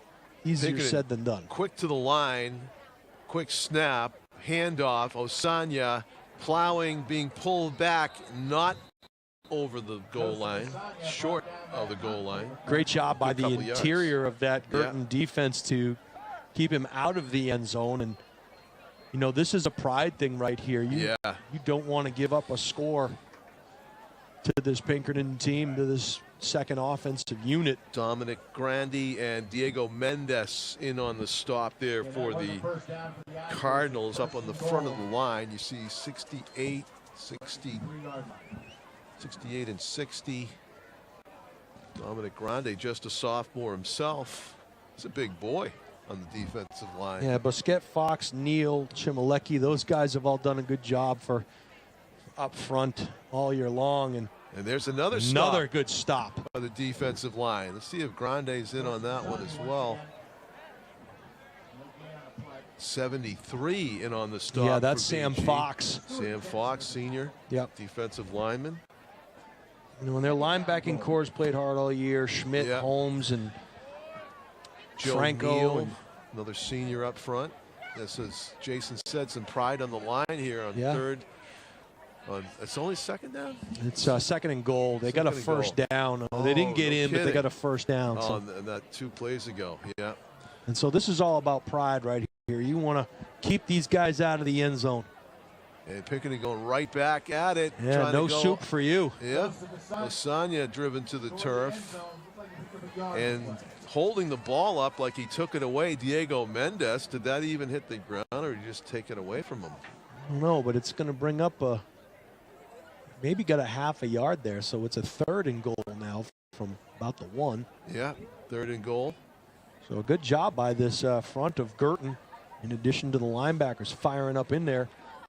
Of course, Pinkerton making it kind of predictable here what they're going to do. Well, as we talked about, right, John, you run what you run. Yeah. The plays are what they are, and you're not going to, you know, there's no bag of tricks necessarily. That's why you want to get up on them, because, you know, if you can get up, then you limit what you do. Here's the handoff, and that one doesn't fourth get in. down. It's going to be fourth down coming up here. Osanya, they're well short. You can see him getting up at about the 2, handing the ball over. And they've constantly tried that right side. And here's what I wonder. I wonder if they're going to let a quarterback keeper on the outside, you know, kind of fake that inside. At this point, you know. Well, you sell out, right? This is where you sell. You've tried that right side, and we're going to get a timeout here. Oh, it's the end of the quarter already. That is time. Well, excuse me, end of the quarter. That's not just running time, it's speeding time. So we're going to head into the fourth quarter. It's going to be a 4th and goal from the 1 for Pinkerton, as BG trying to get a goal line stand here.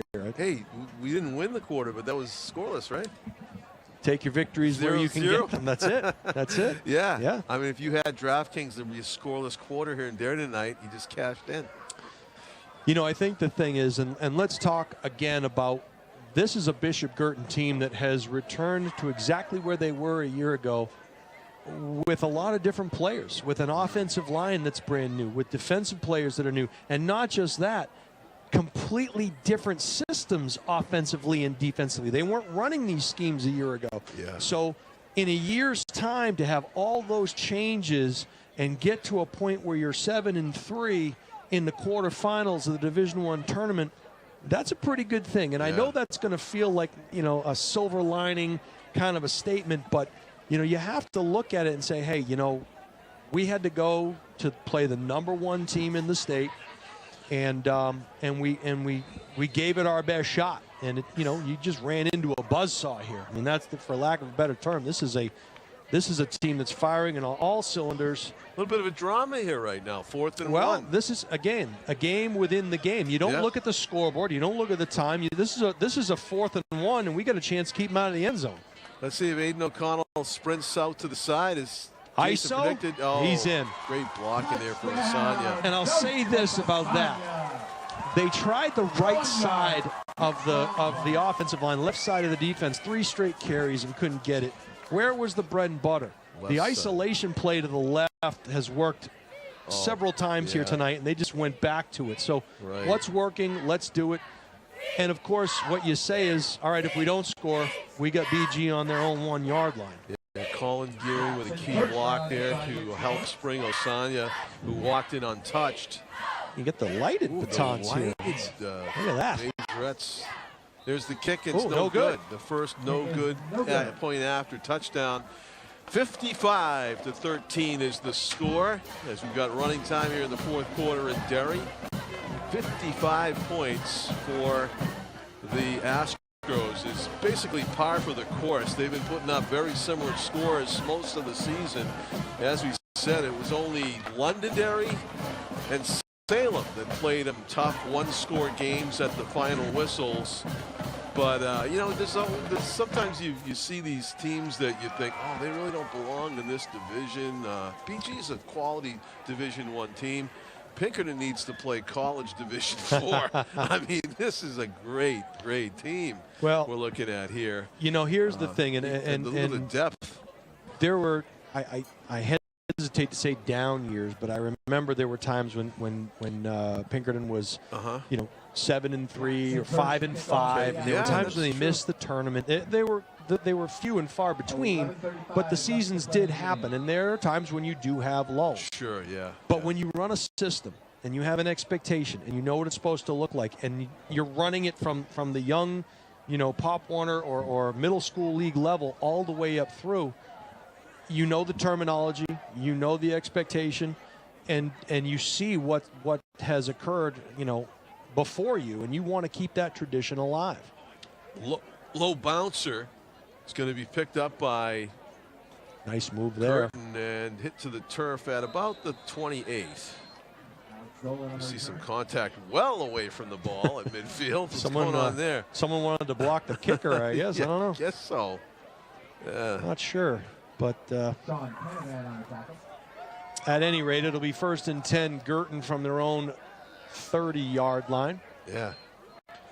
So see if Mike stays in the game. Mike McDonough. He is, and he's had a heck of a year. He sure has. And we mentioned, he's thrown for a ridiculous amount of yardage here. Thousands of yards. 2,000, over 2,000. Right. There's a handoff on 1st down, and they're outside the 35. A.J. Holmes on the carry. A.J. Holmes.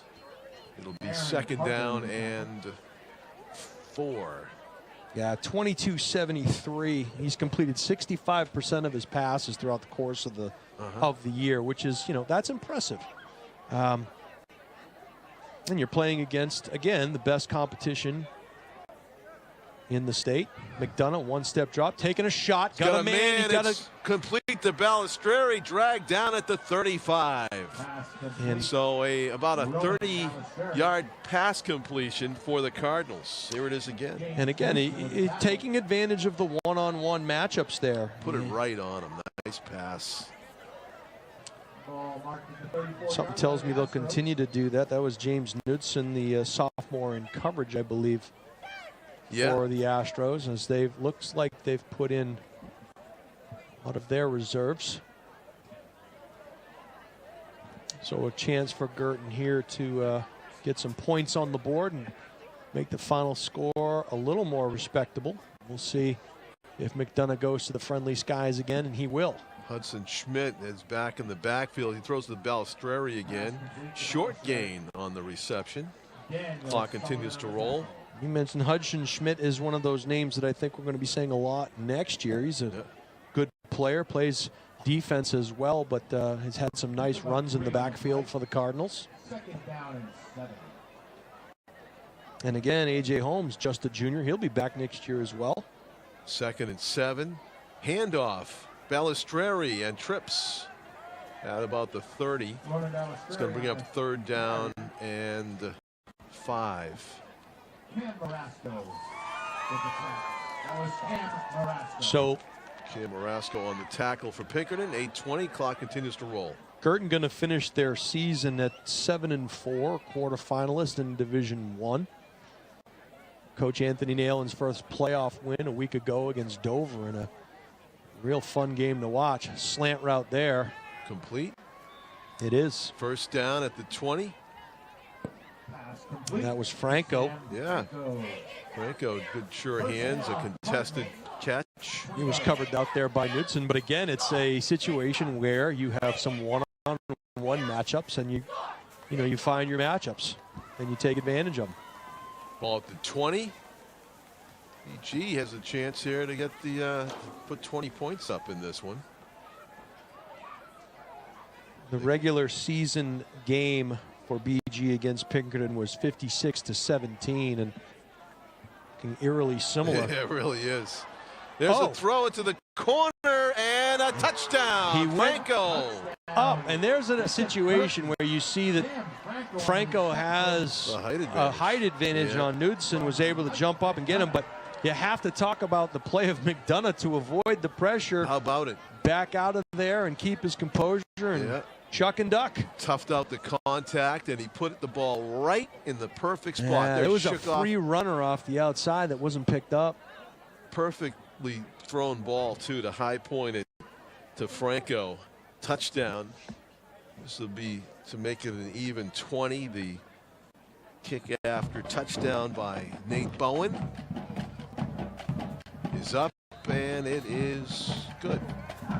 55-20 is the score here in Derry with 7:21 to go. They do stop the clock to tee it up after a touchdown in what is otherwise running time here in Derry. It's exactly 35 points right now. Impressive drive there for Girton. I think the game plan was pretty clear. You know, try to take advantage of those matchups. They tested Pinkerton on those screen passes and those slant passes early on, and you could tell that that's probably all they worked on over those 2 weeks. It's kind of a classy, almost like playing like a Sykes song after a BG touchdown right there. Sure. Yeah, why not? Yeah. Is the sportsmanship award still up for grabs? Exactly. Is that the idea here? I'll take that. Sure. Just having a good time. They know what the score is. It's 55-20, and that was a really nice pass play there by BG. It's too bad it doesn't matter as much as it could at this point in the game. Yeah, and I think, you know, obviously we might see a squib kick here. I'm not sure if we're seeing. I think we're seeing the JV return team out there as well. Yeah. So no onside kick. Oh, keep it away from Morrison. Low liner. I doubt he's in there. Yeah, I think you're right. He's out. And there's a tackle just beyond the 27. So it is number 27 at the 27. Christopher Haynes, maybe? Yep. So 1st and 10 for the Astros. Clock is running, 6:45 to go here. As John mentioned earlier, the winner will go on to the semifinal round and play the winner of the Londonderry Exeter game. That will be here, right? It will be here, home of the higher seed, as Pinkerton is the #1 overall seed in the tournament. I thought I saw that the final location on the 25th, the Saturday, November 25th, is the championship game for Division I, is to be determined. I believe that is the case. I think they're waiting to see who is in it, so they don't give home field advantage to someone who might be left. Yes. That play is swallowed up by the interior of the Girton defense. So in other words, if Pinkerton makes it to the finals, they probably won't have it at Pinkerton. I'm thinking, I know it used to be you always had it at the home of the higher seed back before they went to UNH all those years ago. But, you know, I think they like to rotate it around. Love to see it at Stellos. But might be. Yeah, might could be be. Stellos, yeah. There's some nice stadiums around the state. Number 45 for Pinkerton, John Blinn in the game. Senior split end. Seeing some playing time here. BG has some of their twos in as well. Yeah. Handoff and crashing into the line. Tackle, good tackle on the play by Jackson Goldstein of BG. Goldstein had some help from Sam Fox. We've talked about him a little bit tonight. Playing their final minutes of high school football. Yeah, these seniors have nothing to be ashamed of. They've had a great year of football, and they've really had to work hard to grasp a new offense, a new defense, new coaching styles, and to get back to the same place and to get back there with a playoff win is extremely impressive. So hats off to Coach Nail and his staff. I know this one will sting a little bit, but I'm sure he's chomping at the bit to get back at it, prepare for next year. On 3rd and 6, ball carriers stacked up just short of the line to gain. It'll bring up 4th down. Another Micho. I think it was Rice and Micho. He is a freshman. And he got a first down. BG seniors are Cody Szymanski, Ethan Chmielewski, Mike McDonough, Sam Franco, Connor Lennon, Ronan Balistreri, Jackson Goldstein, Joe Riney, Theo Leonard. Ben Michaels there. I missed one. Oh, Ben Michaels. I have 21. You have him as a senior? I have him as a freshman on this roster. Maybe it's a misprint. Could be a misprint. Well, if he's a freshman, we said his name. We'll say it again in 3 years. It's funny. 2 different rosters, 2 different high school careers. And Theo Leonard listed here as a senior as well. Sam Ronzio, Sam Fox, Joe Neal. That's a first down for Pinkerton on the 4th down, first down carry. Ran power off the right side. Nice carry there by number 34. Getting some action was Brady Spellman. And Diego Mendez, also a senior, number 60 for BG. You can see him on the near side of the defensive line in front of us, playing his final few minutes of high school football. Actually looks like he's kind of thinking about it. Is you know, thinking back, probably how much fun he had doing this. There's a handoff and looking for an opening. First down for the Astros to the 50-yard stripe. Clock rolling under 3 minutes to go now here in Derry. So it looks like both of our Nashua ETV teams fortunately going to be eliminated tonight in the quarterfinal round. BG running up against this Pinkerton juggernaut, and Portsmouth, the Clipper Cats of Portsmouth Oyster River taking care of Nashua North, who fortunately lost their starting quarterback sometime in the first half. That's the word that we got. We're not sure the severity or the reason, but Titans had a great year as well, finishing second in the Western Conference. Getting it done in the opening round. Fumble ball on the carpet. That would have been the first turnover by Astros, and they still haven't made one. Recovering it, number 34, Brady Spellman, jumped on his own miscue. Here's an interesting stat for you, John. You just brought that up. Brian O'Reilly was kind enough, as we'll watch the replay, and the ball gets dropped. Pinkerton has 6 turnovers this year, all season. 6. That's crazy. All season. All season. They've turned the ball over 6 times. I mean, there are teams that do that in one game. Well, they've forced or been a part of 20 against their opposition. Oh, wow. So their opponents have, you know. I'm surprised it's only 20. Right. I mean, that's intimidating team out there. So the handoff is up the middle to Spellman. He's stacked up at the line of scrimmage. Anytime you say, you know, what are the keys to victory today, you always say you want to play in front of the sticks, which Pinkerton has done all night tonight. You know, we mentioned 7 yards a carry on the ground through the course of the regular season. You want to not turn the ball over, which clearly they have not. You want to win the special teams battle. and you want to play solid defense. Yeah. And they've checked all of those boxes off, and you know, you don't get to be the #1 seed in the state without having done those things. There's a formula that works. They've found that formula, and they have the kids that can do it year after year. And well, as the Bruins announcer likes to say, 1 minute left in the period. There's actually less, 35 seconds, and not much. Maybe one more play. It's a pleasure, Jason. Thanks for the master class. You are the Tony Romo of high school football. I wish I analysis. got paid like Tony I know. Romo, but yeah. Oh, believe me, I have my detractors too. Oh, right. You understand the game within the game for sure, and maybe they should stow you away on that plane to Germany, I think, or maybe it already took off. Good the Patriots gracious. Trying to get something going over there against the Colts on Sunday morning. Astros in victory formation. As we watch the final play of this one, and they'll take a knee, Pinkerton will, with a tremendous showing by the Astros in their opening round game of the quarterfinals. PG did have that playoff win against Dover. You can't take that away from them. That's right. Tremendous career for you guys, the seniors. For Bishop Girton, congratulations to you, and we'll see you back next season here on Nashua ETV. Jason? Yeah, thanks, John. It was a great season for the Cardinals. Congratulations to all the seniors. You saw some glimpses of some terrific football out there tonight. Like you said, they just ran into a juggernaut tonight. I don't think it would have mattered who they were playing. This is a Pinkerton team that's firing all cylinders.